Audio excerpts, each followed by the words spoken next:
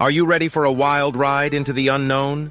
Hold on tight as we explore the meaning of hell and how it became a part of the Bible, a mind-blowing ancient topic that will knock your socks off. Have you ever wondered about the meaning of hell and how it became a part of the Bible, the most influential source of wisdom and wonder in the Western world? Did you know that some people believe that the Bible teaches the existence of hell, a place of eternal punishment and torment for the wicked?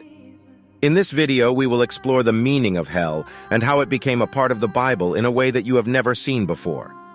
We will examine 5 biblical terms that are often translated as hell and show that they have different meanings and implications than what most people think.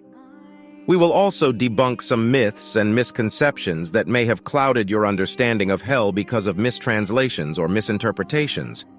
Hold on tight as we explore the meaning of hell and reveal some fascinating aspects of original Bible terms that will make you think differently about them. But before we begin, make sure to hit that like button and subscribe to our channel for more amazing videos like this one. And don't forget to turn on the notification bell so you never miss an update. All right, let's get started. Hi everyone, welcome to Faith Fix, where we explore the most fascinating and perplexing topics in history, science, and religion. I'm your host, Orphelion, and today we're going to talk about one of the most mysterious and enigmatic topics in ancient lore, the meaning of hell and how it became a part of our Bible. You may think that the Bible teaches the existence of hell, a place of eternal punishment and torment for the wicked. You may think that hell is a fiery inferno where sinners suffer endlessly. You may think that hell is a place where God sends those who reject him or disobey him. But what if I told you that there is no hell in the Bible? What if I told you that the word hell does not appear in the original languages of the Bible, but is a modern term that was added by later translators? What if I told you that the Bible uses different terms and symbols to convey different aspects of the afterlife, such as Sheol, Gehenna, Hades, Tartarus, and Abaddon? The meaning of hell and how it became a part of the Bible are 2 of the most powerful topics in history. They have shaped our beliefs, our values, and our imagination. They have inspired countless works of art, literature, and philosophy. They have given us fear and doubt more than faith and hope. But what are these topics? Where did they come from? And what do they mean for us today? In this video, we will explore 5 biblical terms that prove there is no hell in the Bible and shed light on their enigmatic meanings and implications. You won't believe what we have uncovered. The first term is Sheol, which is used in the Hebrew Old Testament to describe the realm of the dead. Sheol is not a place of punishment or torment, but a general place where all people go after death, regardless of their moral status. It is often translated as the grave or the pit, and is characterized by silence, darkness, and forgetfulness. For example, Psalm 88 verses 3-5 says, "For my soul is full of troubles, and my life draws near to Sheol. I am counted among those who go down to the pit.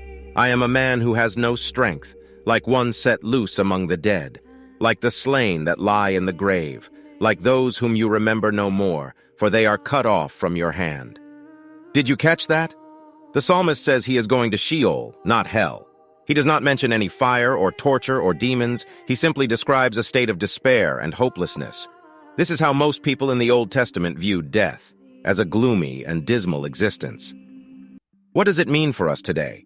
Is it fair or unfair that all people go there after death? Let me know in the comments below. The second term is Hades, which is used in the Greek New Testament to replace Sheol. Hades is also a realm of the dead, but it has some connotations from Greek mythology, such as being ruled by a god named Hades and having different regions for different types of souls. Hades is not a final destination for humans, but a temporary state until the resurrection and judgment. For example, in the book of Revelation 20 verses 13 and 14 say, "And the sea gave up the dead who were in it.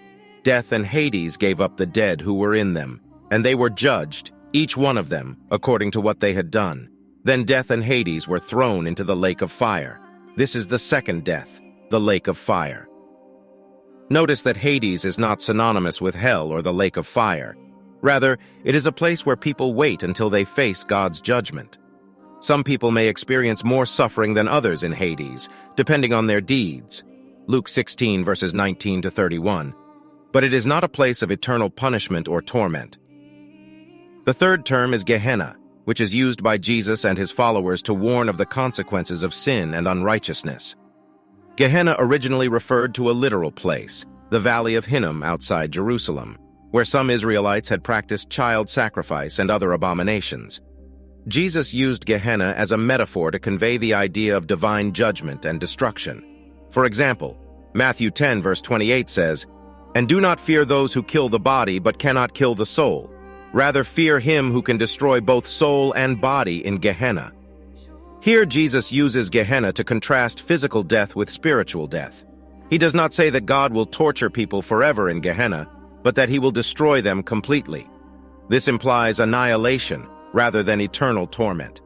Jesus also uses Gehenna as a symbol of God's wrath against evil, Matthew 23 verse 33, and as a warning against sin, Mark chapter 9 verses 43 to 48.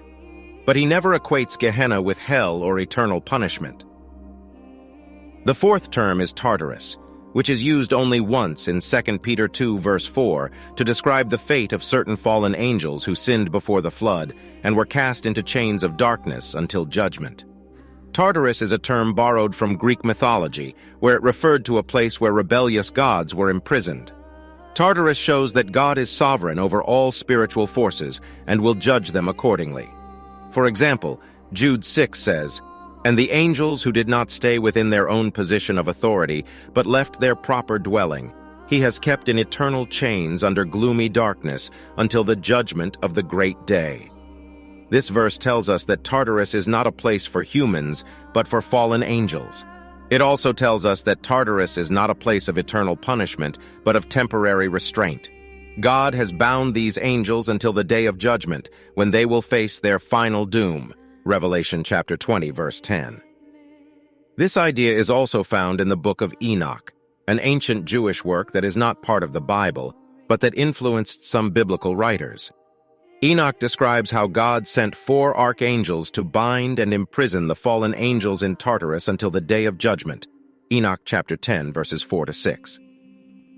The fifth term is Abaddon, which is used in both the Old and New Testaments to mean destruction or doom. Abaddon is sometimes personified as an angel or a demon who rules over a place of ruin and devastation. Abaddon is not a place of eternal punishment or torment, but a place of annihilation and oblivion.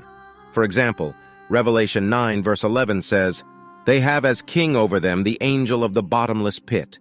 His name in Hebrew is Abaddon, and in Greek he is called Apollyon." This verse introduces us to Abaddon, the king of the locusts that torment those who do not have the seal of God on their foreheads during the 5th trumpet judgment. Abaddon's name means destroyer or perdition, and he leads his army to inflict pain and suffering on the wicked. But this is not a picture of hell or eternal torment. Rather, it is a picture of God's wrath and judgment that will make people wish they were dead. Revelation 9, verse 6. But wait a minute, doesn't the word hell appear in the Bible at all? Well, yes and no. Actually, the word hell does appear in the modern Bible. Originally, there are different words in Hebrew and Greek to refer to different aspects of the afterlife, such as Sheol, Hades, Gehenna, and Tartarus. These words have different meanings and connotations in different parts of the Bible and in different traditions of Christianity and Judaism. Some of them may have been influenced by ancient scripts and cultures such as Sumerian, Egyptian, Greek, and Persian. However, they are not identical to those scripts or cultures. The word hell is an English word that comes from Old English hell or hell, which is related to Germanic words for the underworld. It may not capture the full range of meanings that the original biblical words have. Therefore, it is important to study the context and history of each biblical passage that mentions the afterlife to understand what it is saying. And what does that mean for us? And in conclusion, as we have seen, none of these biblical terms support the traditional concept of hell as a place of eternal punishment and torment. Rather, they convey different aspects of the afterlife, such as Sheol, the realm of the dead, Hades, the intermediate state, Gehenna, a symbol of judgment, Tartarus, a place of restraint, and Abaddon, a place of destruction. These terms reflect the historical, cultural, and theological contexts in which they were written, and should not be confused with later interpretations or translations. By studying these biblical terms, we can gain a better understanding of the meaning of hell and how it became a part of the Bible, and avoid misconceptions based on human traditions. That's all for today, folks. I hope you have learned that there is no way to go to hell, according to original Bible texts. Thanks for watching Faith Fix. I'm Orphelion, signing off. Until next time, stay curious and keep exploring.